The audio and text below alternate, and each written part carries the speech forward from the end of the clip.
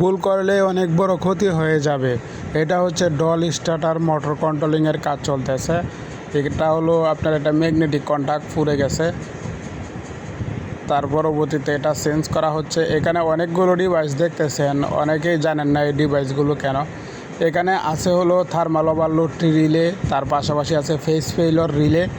3 phase failure relay কখনো যদি আপনি লাগান, আপনার মোটর কিন্তু সহজে নষ্ট হবে না, কয়েল পুড়বে না।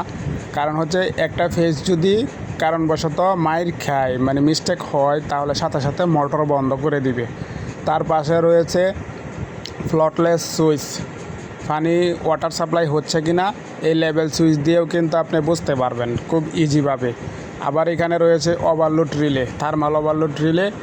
এই ওভারলোড রিলে যদি থাকে, মোটর যে কোনো সময় যদি ওভারলোড কারেন্ট আনে, তাহলে কিন্তু সাথে সাথে মোটর বন্ধ করে দিবে।